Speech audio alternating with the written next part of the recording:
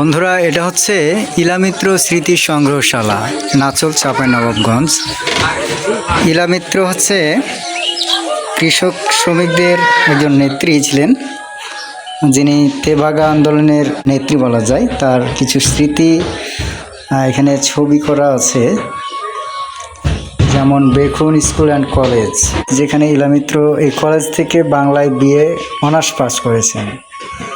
এইটি তার একটি স্মৃতি সংগ্রহ করা আছে। এখানে ইলামিত্রের শৈশবের একটি ছবি দেখছি আমরা। তারপর মস্কোতে কমিউনিস্ট পার্টির সদস্যের সাথে ইলামিত্র 1978 সালে একটি বিরল ছবি।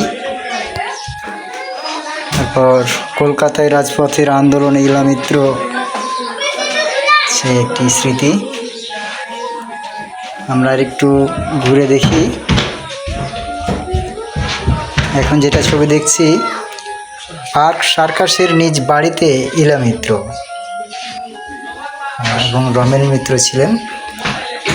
আমরা আরেকটু গিয়ে দেখি কি দেখা যায়।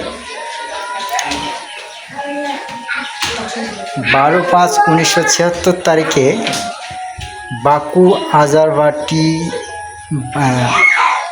আজারবাইজানে অনুষ্ঠিত আফ্রো এশিয়ান সম্মেলনে ভারতের প্রতিনিধি হিসেবে ইলামিত্র ছিলেন। তারপরে ঘাটশিলায় শিশু পুত্র মোহনকে নিয়ে ইলামিত্র।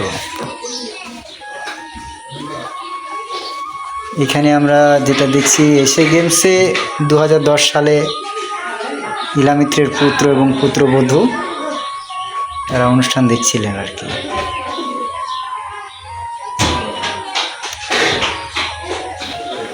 এটা একটি বিরল ছবি।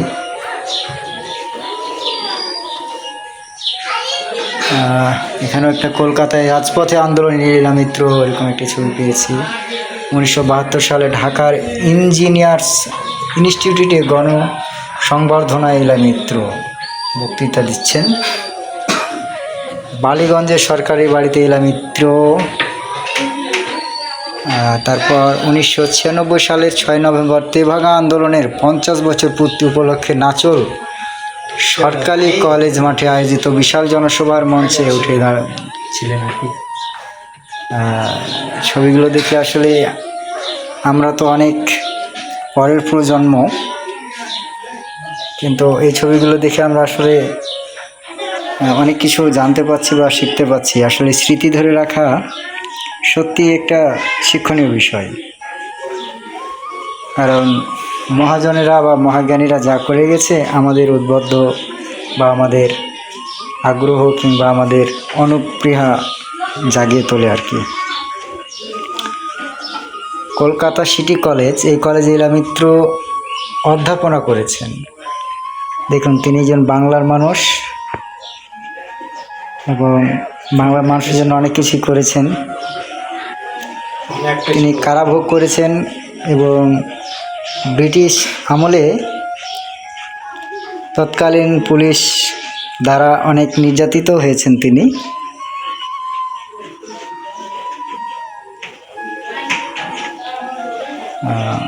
এটি ছিল আসলে তার সংগ্রহশালা, এবং আরও আছে অনেক কিছুই আমরা দেখানোর চেষ্টা করলাম।